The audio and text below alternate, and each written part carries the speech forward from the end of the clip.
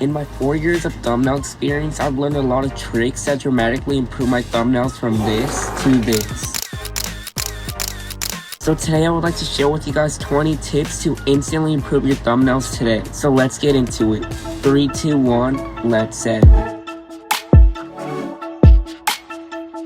Number 1, don't use flat colors. Instead, select a slightly darker, lighter color and use a brush tool and select a slightly darker, brighter color and create a nice gradient. Number 2, instead of black outlines, go to blending options and add a drop shadow. Now that looks a lot better. Number 3, click on adjustment layer, create a new solid color. Click here for the blending modes and choose either linear dodge add or hard light and simply use the brush tool, select a lighter color, and this creates a nice glow, which you can use this as a nice YouTube background. Speaking of glow, if you want to add an amazing glow to any person or object, create a new solid color, clip the mask onto the layer by right clicking on the color and going to create clipping mask. Hold command and click on the layer. You should see these lines over your subject. Now go to select, modify, contract it to somewhere around 10 pixels, delete, and it should look something like this. Now hit Command D to remove those lines and feather the mask. It should look something like this, but if the glow's too much, you can lower the opacity and erase some of it using the eraser tool. If your background looks boring, try adding some particles. To add a nice layer of depth to your thumbnail, try getting an object, go to Filter, Blur, Motion Blur, and add these objects to the front and back of your subject.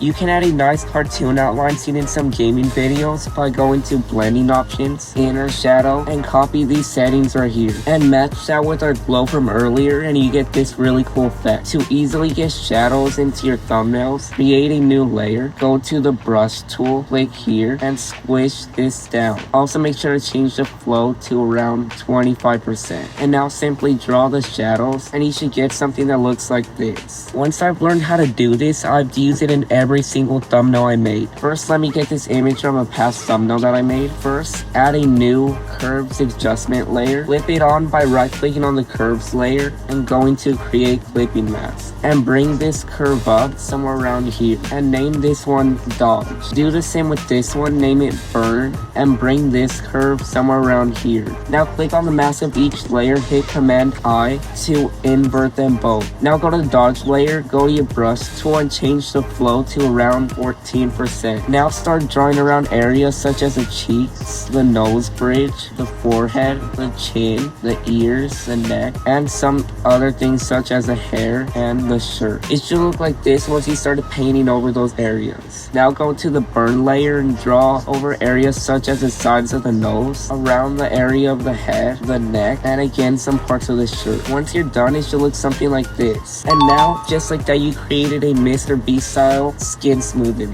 This is before and this is after. You just make the image look more 3D and you'll use this in basically every single thumbnail you make. This is a complete game changer. If you're done with your thumbnail but it still doesn't pop, first select all your layers by clicking on the bottom layer, hold shift and click the top layer. Now click Command J and right click on the layer and go to convert to smart object. Now what you've basically done with this layer is created all of your layers into one. And if you right click on it, you can edit it later as well. Now go to filter, camera raw filter. Now this is basically like adding Adobe Lightroom into Photoshop. You have options such as exposure, contrast, saturation, color mixer, and tons of other options. I highly recommend finding the time to learn this because it'll really take your thumbnails from being okay to amazing. I just did some simple touching. This is before and this is after. And again, there's a lot more that you can do with this and I really recommend doing this with every single thumbnail you make. If you're liking this video so far, please make sure to subscribe and like this video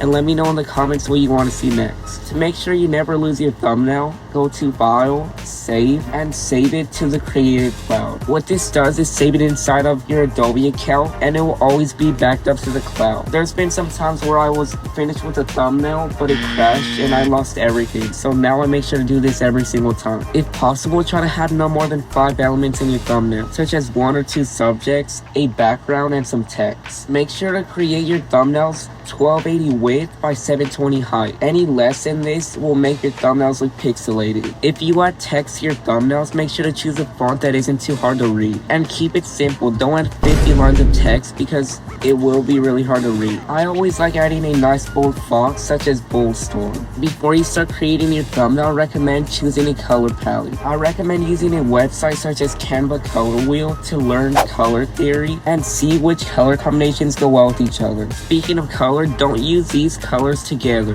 Red and green, red and yellow, yellow and white, and blue and red. There's a lot of other ones. A lot of these colors are gonna hurt people's eyes and they just might not click on the thumbnail. If possible, try to avoid free thumbnail makers online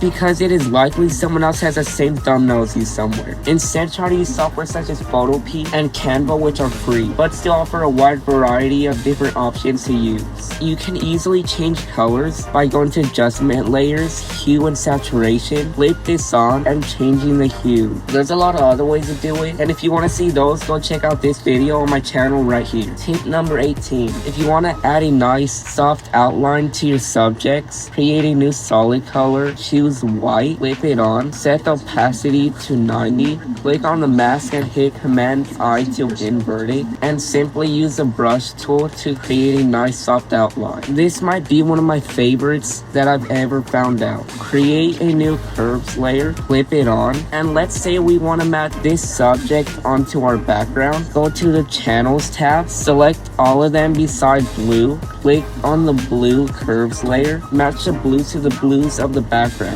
As you can see, I got this a lot closer. This looks a lot different. So try to match the blues of the background to the blues of your subject. It might be a little confusing at first, but once you keep doing this, it'll get a lot easier. And do the same now for the green layer. And finally, hide all of them except for the red and go to the red curves layer. This is before the curves layer and this is after. I just matched the hue and colors of each layer. There isn't really too much of a difference here, but it can really affect how your thumbnails look. I hope you learned something today. If you did, please make sure to subscribe and like this video. And if you want to learn how to use Photoshop in 5 minutes, check out this video that's about to appear on your screen. And I'll see you there.